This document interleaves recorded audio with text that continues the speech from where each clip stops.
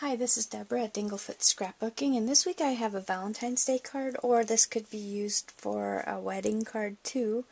So I have dark brown for my card base, and then some copper glitter paper, just cut a little bit smaller than my card. And then I have an even smaller piece of the same brown cardstock that I have for the card base, but this time I took it and ran it through my embossing folder with the swirls, so it has a nice little design, and of course you can have it plain or use another design if you're going to make a similar card. So they're going to be layered like this, and then I have some brown ribbon. So I just cut a length that would go across my card, and then I tied a bow right when the ribbon was still on the roll, and then just cut that off and trimmed it up a little bit. And then I have hearts. So I have 3 hearts that are 1 inch, and then the little background paper, just something to make it stand out from the brown paper. So I chose a pattern, and this one is very slightly bigger than the original heart. So what I did was I actually cut these on my Cricut. I used the Plant and School Book. Let me check here just to make sure.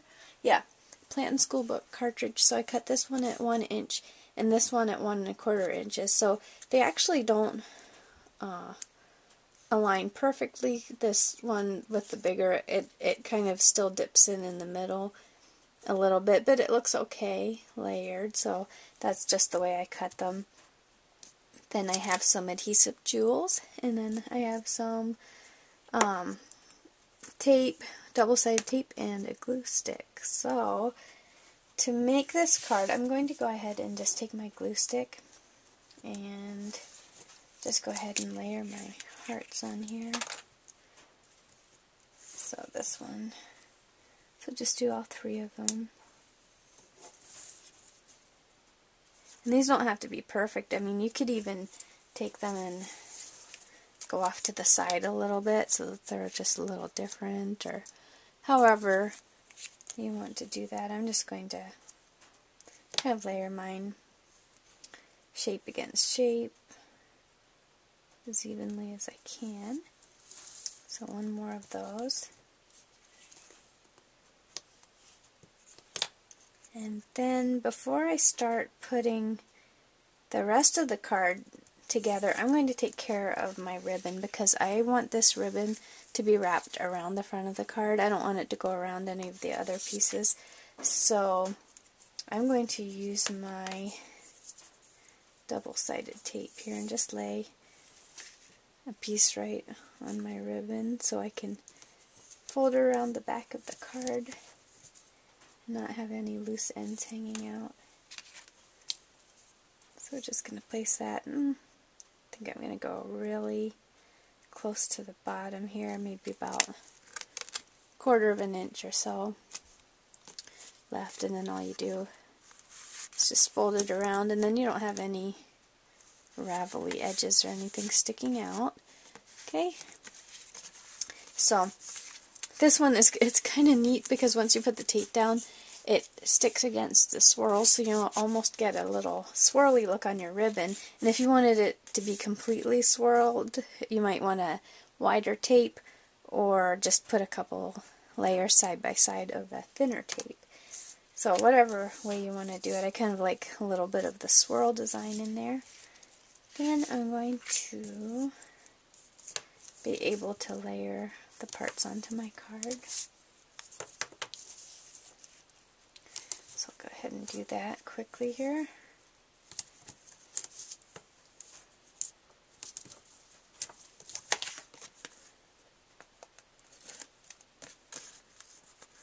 Okay, so just take the backing off this. Sometimes it's kind of hard to get my finger under there, but peels right off. We'll put this layer right on the front. Then I'm going to go ahead and put this brown layer on.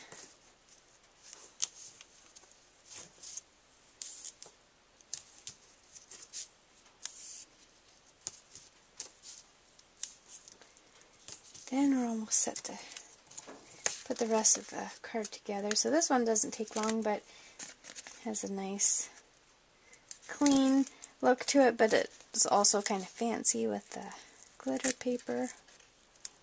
So, can't grab that one.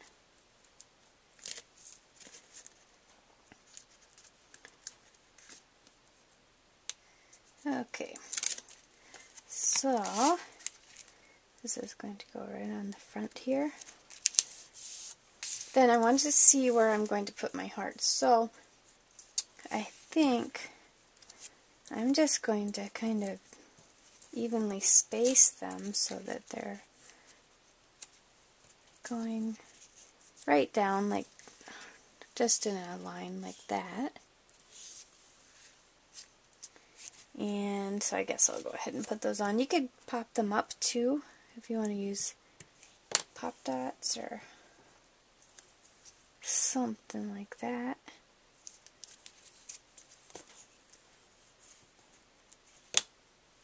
So let's see.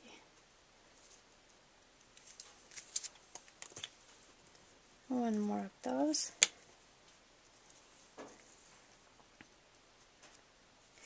And then this bow here, I should have gotten my hot glue gun going there, but I didn't, so I'm just going to use some of the double-sided tape here. And then, to finish this card up, I'm just going to place a few gems on here. Some are going to go on my hearts, but I'm going to make as straight of a line as I can right on my ribbon. And I know you can buy ribbons already done like this, but I'm going to just make my own. Just kind of evenly space them and press them down in there. I could even stick one right there, right on the heart. And I'm going to continue, maybe just one on this side, just to make it look like the whole ribbon is done that way. So you can see it kind of adds a fancy look to the ribbon and the bow.